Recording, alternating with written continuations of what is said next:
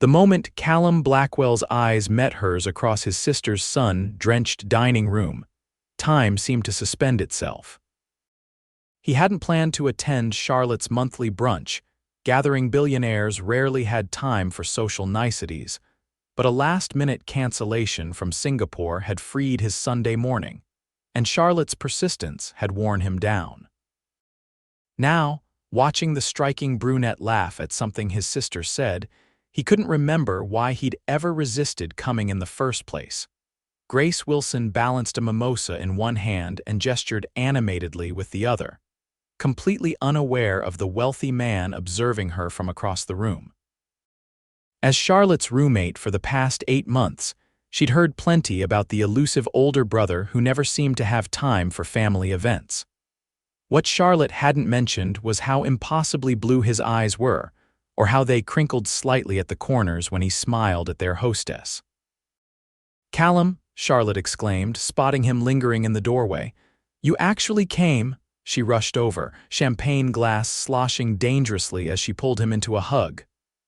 "I said I would try," he reminded her, his deep voice carrying across the apartment. Several heads turned, including Grace's. Charlotte beamed. "Everyone, this is my big brother.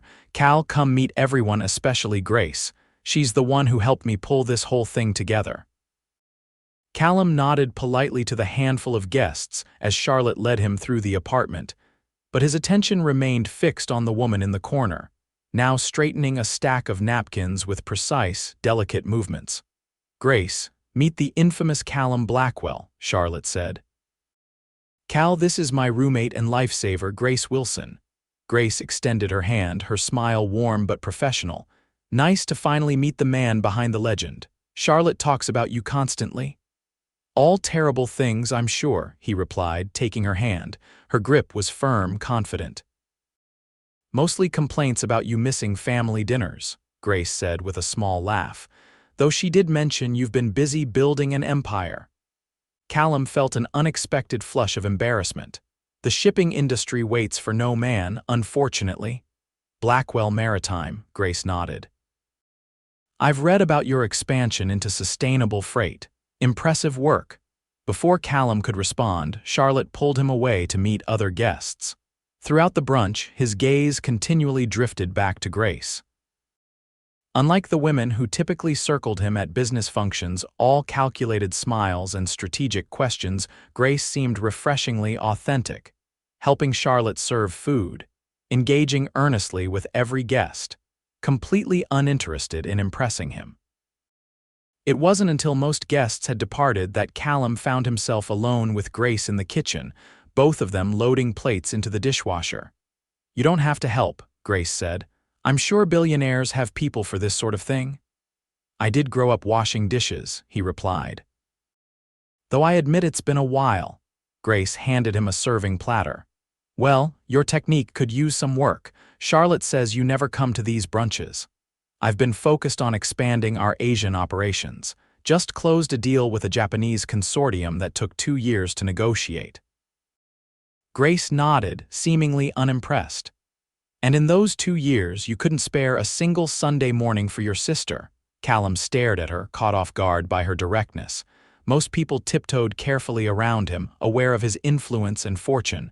"You don't mince words."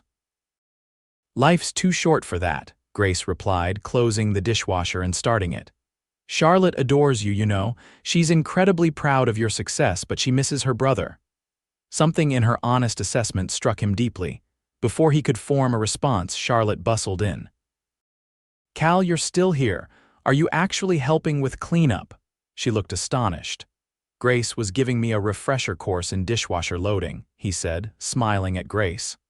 "I'm thinking of offering her a position as my executive dish consultant." Grace rolled her eyes but couldn't hide her smile.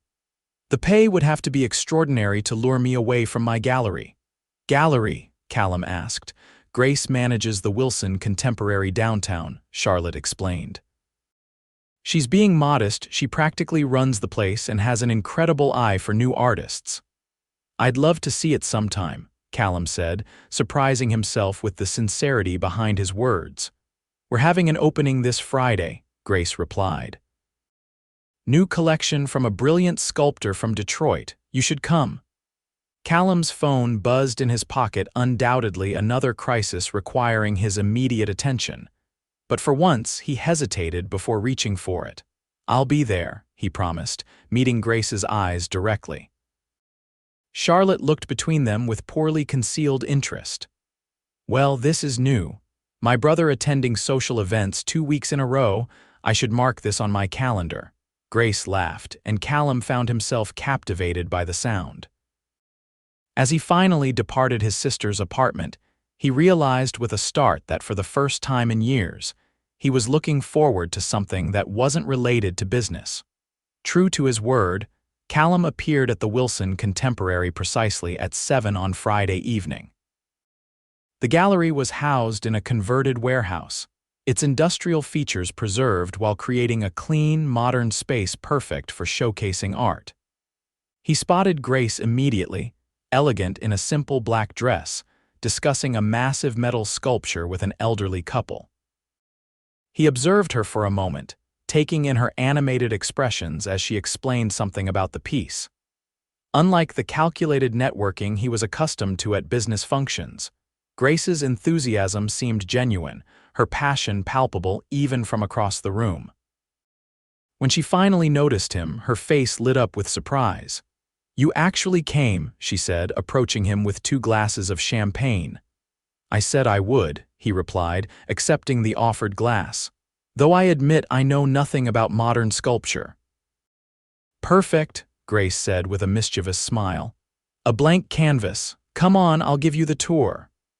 For the next hour, Callum followed Grace through the gallery, listening as she explained each piece with knowledge and passion. He found himself captivated less by the art and more by her, the way her hands moved expressively as she spoke, how her eyes brightened when discussing a piece she particularly loved. "So what do you think?" she asked finally as they paused before the exhibition's centerpiece, a twisting metal structure that seemed to defy gravity. "I think you're remarkable," Callum said before he could stop himself. "The way you talk about these pieces, it's like you're personally connected to each one." Grace looked momentarily startled, then pleased. "That's the highest compliment you could give. Art is meant to be felt, not just observed, even if it's not your usual world." "My usual world is spreadsheets and shipping manifests," he admitted. "This is refreshing."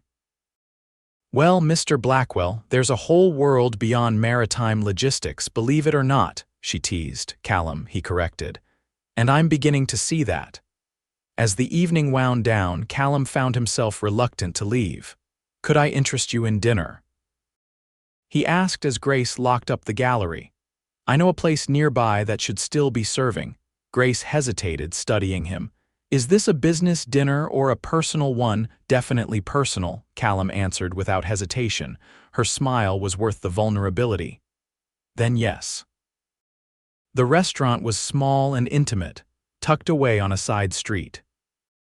Over shared plates and a bottle of wine, Callum found himself talking about things he rarely discussed: his father's unexpected death 5 years ago that had thrust him into running the family business, his mother's struggle with early onset dementia, his worries about Charlotte's happiness. "She talks about you constantly, you know," Grace said. "Charlotte thinks you hung the moon, but she worries you work too much." "The business demanded it," Callum explained. "After Dad died, there were vultures circling, competitors thinking we'd be vulnerable. I had to prove them wrong." "And now, you've clearly proven yourself. Blackwell Maritime is thriving under your leadership." Callum considered her question seriously. "Now it's habit, I suppose. The company keeps growing, expanding. There's always another deal, another acquisition. And what about your life?" Grace asked quietly. "Does that get to grow too?" The question lingered between them, unanswered but not ignored. When they parted that night, Callum impulsively asked, "Would you like to have dinner again? Maybe next week?" Grace smiled. "I'd like that, but I have one condition." "Name it." "You have to promise to attend Charlotte's birthday dinner next month. No cancellations, no video calls from aboard your yacht or whatever billionaires do." Callum laughed, genuinely amused. "Deal." One dinner turned into 2, then 3. They discovered a shared love of obscure documentaries and spicy food. Callum found himself checking his phone less during their conversations, increasingly captivated by Grace's stories about growing up in a small Michigan town, her art history studies in Chicago, her dream of eventually opening her own gallery. For her part, Grace gradually saw past the billionaire facade to the man beneath, intelligent and driven, yes, but also thoughtful and surprisingly funny, with a dry wit that matched her own. When he spoke about his ships, his eyes lit up with the same passion she felt for her artists. "You should come see one," he suggested during their fifth dinner date. "I have a cargo vessel docking tomorrow. It's not glamorous, but it's impressive." The next day, Grace met him at the port, dressed in practical jeans and boots. Callum watched with amusement as she stared up at the massive container ship looming above them. "It's enormous," she breathed. "The Helena Marie," Callum said, pride evident in his voice. "Named after my mother, she can carry over 10,000 standard containers." Grace followed him up the gangway, marveling at the complexity of operations. Callum introduced her to the captain and crew, who seemed surprised but pleased to meet their boss's guest. It was clear they respected him, and Grace noticed how Callum knew each crew member's name, asking about their families with genuine interest. "You're different here," she observed as they stood on the bridge, watching containers being loaded with mechanical precision. "More relaxed." "This is where I started," Callum explained. "My father insisted I work my way up, learning every aspect of the business. I spent summers during college working as a deckhand, then in operations. These ships, they're in my blood." Grace studied his profile, understanding dawning. "You're not just running the business because you had to, you actually love it." "Is that so surprising?" "No," she said softly. "It makes perfect sense, actually." Their relationship deepened over the following weeks. Callum found himself rearranging meetings to make time for Grace, while she introduced him to her world of gallery openings and artist studios. They moved easily between their different spheres, each fascinated by the other's passion. Charlotte, naturally, was delighted. "I knew you two would hit it off," she told Grace over coffee one morning, 6 weeks after the brunch where they'd met. "You never mentioned he was so." Grace searched for the right word. "Intense, workaholic, ridiculously good-looking," Charlotte supplied helpfully. Grace laughed. "All of the above, but I was going to say thoughtful. He remembers everything." "That's Cal," Charlotte nodded. "Total recall for business details, shipping schedules, and apparently now things about you." "It's not serious," Grace protested weakly. Charlotte raised an eyebrow. "My brother canceled a meeting with Japanese investors to take you to that sculpture park last weekend. For Cal, that's practically a marriage proposal." Grace blushed, but couldn't deny the thrill that ran through her at Charlotte's words. She was falling for Callum, despite her initial reservations about his wealth and position.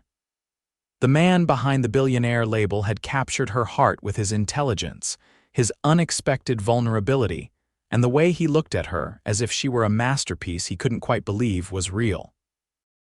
Their first real challenge came when Callum invited Grace to accompany him to a charity gala, a high-profile event benefiting maritime conservation efforts, where Blackwell Maritime was the primary sponsor. "I don't belong in that world, Cal," Grace protested. "I don't own designer gowns or know which fork to use for the fish course." "You belong wherever you want to be," Callum replied firmly, "and I want you there with me. As for the gown," he smiled, "consider it handled." The next day, a designer arrived at the apartment Grace shared with Charlotte, bringing several stunning gowns for Grace to try. Charlotte gleefully assisted, helping her roommate select an elegant emerald dress that complemented her coloring perfectly. "This is too much," Grace insisted, even as she admired her reflection. "Get used to it," Charlotte advised. "Cal has more money than he knows what to do with. Let him spend some of it making you happy." "It's not the money that bothers me," Grace admitted. "It's what people will think." "That I'm with him because of it." Charlotte's expression softened. Anyone who spends 5 minutes with you two will know better, the way he looks at you. I've never seen my brother like this, Grace. The night of the gala arrived, and Grace found herself navigating a world of wealth and privilege she'd only glimpsed peripherally through her gallery work. Callum remained at her side, his hand a reassuring pressure against her lower back as he introduced her to business associates, competitors, and friends. Grace manages the Wilson Contemporary, he would say, his voice filled with unmistakable pride. She's got an incredible eye for emerging talent. To her surprise, Grace found herself engaged in fascinating conversations about art with collectors and philanthropists. One wealthy couple even promised to visit her gallery the following week, interested in her mention of the new sculptor from Detroit. It was only when Callum was momentarily pulled away for a photograph with major donors that Grace encountered the first hint of condescension. "So you're Callum's latest distraction," said a sleek blonde woman, approaching with calculated casualness.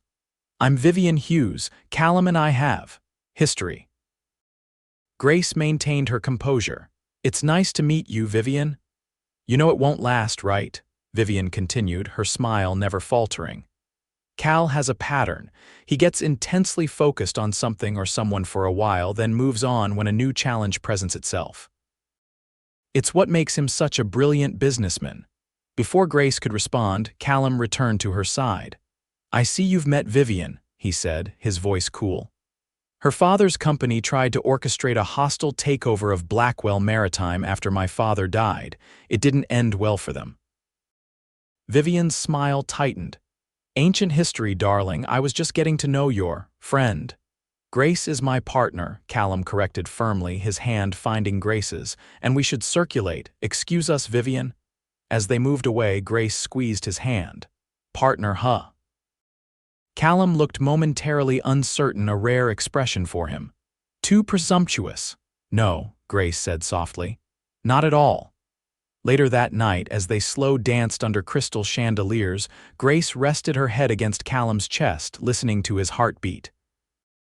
"Thank you for coming tonight," he murmured against her hair. "Having you here, it changes everything." "Even with ex-girlfriends circling like sharks," Grace teased gently. Callum pulled back slightly to look at her. "Vivian was never my girlfriend. Just the daughter of a business rival who thought she could get information from me." His expression grew serious. "What did she say to you?" Grace hesitated. "She implied I was temporary, a distraction until something more interesting comes along." Callum's jaw tightened. "That's not who I am, Grace, not with you." "I know," she assured him, reaching up to touch his face. "I wouldn't be here if I thought otherwise." That night, when Callum kissed her goodbye at her door, there was a new intensity between them, an unspoken acknowledgement that what they had found together was rare and precious. The following weeks settled into a rhythm. Callum made efforts to delegate more at work, freeing up evenings and even occasional weekends. Grace introduced him to her favorite artists, taking him to small gallery shows and studio visits where no one cared about his net worth. They cooked together in his sprawling penthouse kitchen and binged old movies in her and Charlotte's cozy apartment.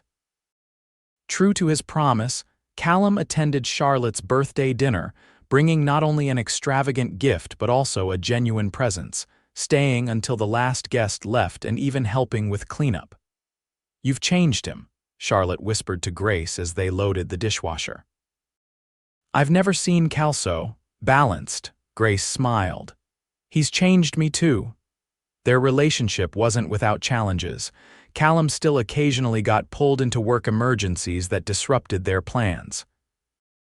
Grace sometimes felt overwhelmed by the disparity in their financial situations, especially when Callum casually suggested weekend trips to Paris or offered to sponsor a showing for one of her struggling artists. "I can't just accept things like this," she insisted after he proposed flying her favorite painter in from Barcelona for an exclusive showing at her gallery. "Why not?" Callum asked, genuinely confused. "I have the resources to make it happen. You have the vision to showcase his work properly." "It makes perfect sense." Because I need to succeed on my own merits, Grace explained. Not because my boyfriend can bankroll opportunities others don't get. Callum was quiet for a long moment. I understand that, he finally said, but Grace, my money is just a tool. Like your eye for talent or your ability to connect with artists, we both have different resources. Why not use them together? His perspective gave her pause. That night, they reached a compromise. Callum would establish a foundation to support emerging artists, with Grace as the creative director but with an independent board making final funding decisions. It was a solution that respected her integrity while allowing him to support her passion. Their first real fight came 3 months into their relationship, when Callum canceled their weekend plans at the last minute for an emergency trip to Rotterdam. "This is exactly what I was afraid of," Grace said, hurt and disappointed. "Your work will always come first." "That's not fair," Callum argued. "This is a genuine crisis. One of our ships is stranded with mechanical issues and a full cargo of time-sensitive materials. Thousands of jobs are at stake if I don't handle this personally. And what about us? Will there always be some crisis more important than the plans we make together? Grace, this is who I am. My company, my responsibility." "I know who you are, Cal. I'm just not sure you can make room in your life for both your company and a relationship." They parted without resolving their argument. While Callum flew to Europe, Grace threw herself into preparation for an important exhibition opening. 3 days of silence stretched between them, both too stubborn to reach out first. It was Charlotte who finally intervened. "You're both being idiots," she told Grace bluntly. "Cal called me from Rotterdam. He sounds miserable." "He made his choice," Grace said, arranging gallery invitations with more force than necessary. "Did he?" Charlotte challenged. "Or did you force him to choose between his sense of responsibility and his happiness with you?" "That's not fair, Grace." Grace paused, Charlotte's words hitting home. "I just don't want to fall completely in love with someone who can't prioritize our relationship. My brother has spent years putting everything second to that company," Charlotte said gently.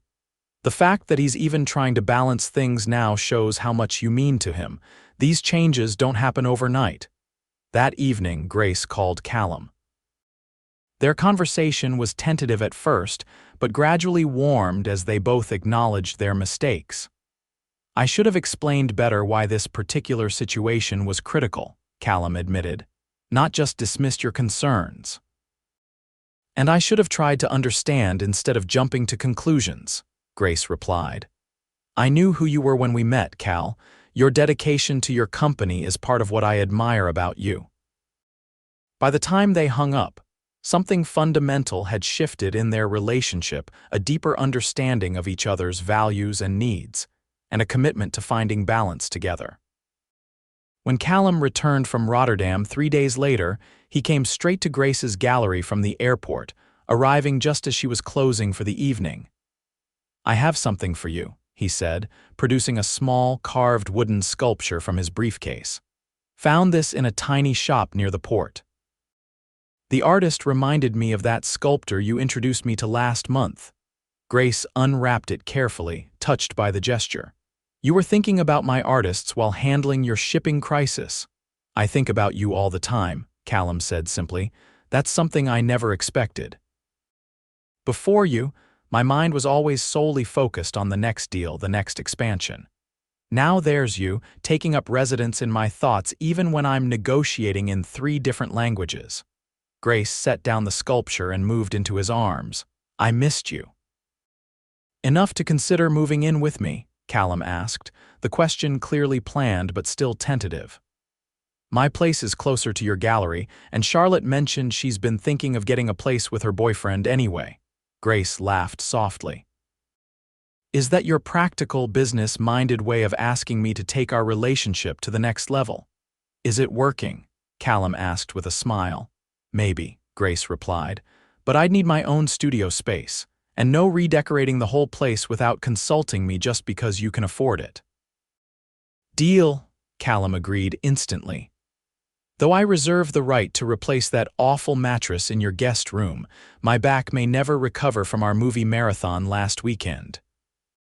A month later, Grace was fully settled in Callum's penthouse, though it now felt like their home, with her artwork displayed alongside his more traditional pieces, her books mixed with his on the shelves, and a dedicated studio space created from a rarely used guest suite. The transition wasn't without adjustments. Grace had to get used to the doorman and the housekeeper who came 3 times a week. Callum had to learn that not everything needed immediate replacing just because it wasn't the highest-end version available. But they navigated these differences with humor and compromise, building a shared life that incorporated elements from both their worlds.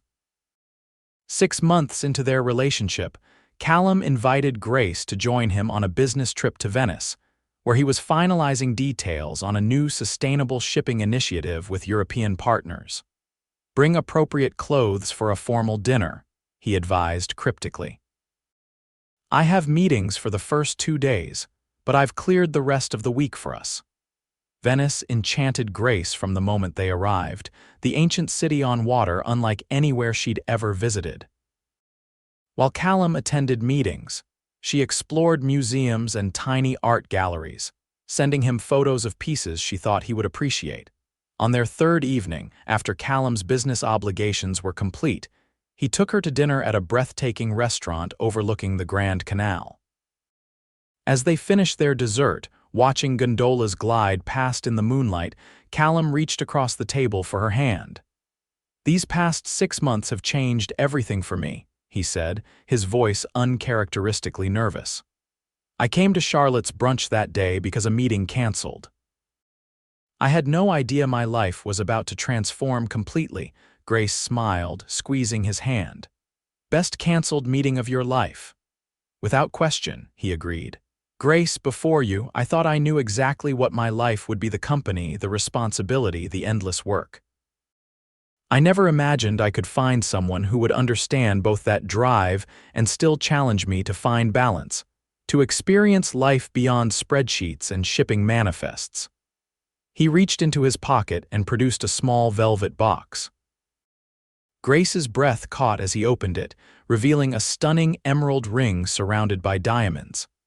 "I chose emerald because it reminds me of that first gala dress you wore," Callum explained. "The night I first called you my partner and realized I never wanted you to be anything else." He moved from his chair to kneel beside her, still holding her hand. "Grace Wilson, will you marry me? Will you continue to bring art and passion and balance into my life, to challenge me when I work too much, to remind me what matters beyond business success?" Tears filled Grace's eyes as she nodded. "Yes," she whispered. "Yes, I will." Callum slipped the ring onto her finger, then drew her into a kiss that promised a lifetime of partnership, of balance between their 2 worlds, of a love neither had expected but both now treasured above all else. They married 6 months later in a ceremony that reflected both their personalities: elegant, but not ostentatious, held in a beautifully restored historic building that housed both art exhibitions and maritime artifacts. Charlotte served as Grace's maid of honor, beaming with satisfaction at having unintentionally brought them together. 2 years after their first meeting at Charlotte's brunch, Grace opened her own gallery, supported by but independent from Callum's foundation. Meanwhile, Callum had restructured Blackwell Maritime's leadership, finally allowing himself to delegate enough responsibility that emergency weekend trips became rare exceptions rather than regular occurrences. Their first child, a daughter named Eleanor Charlotte Blackwell, arrived 3 years into their marriage, a perfect blend of Grace's artistic sensitivity and Callum's determined focus. Watching his wife and daughter together, Callum often reflected on how close he had come to missing this life entirely, how one canceled meeting and his sister's persistent invitation had changed everything. "What are you thinking about?" Grace asked one evening, finding him watching them from the doorway as she showed their toddler daughter how to hold a paintbrush. "How lucky I am," Callum replied simply, "that I finally showed up to one of Charlotte's brunches." Grace smiled, the same smile that had captivated him that first morning. The billionaire and the gallery manager, who would have thought, not me, Callum admitted, joining his family on the floor of their daughter's nursery. But I'm grateful every day that I was wrong.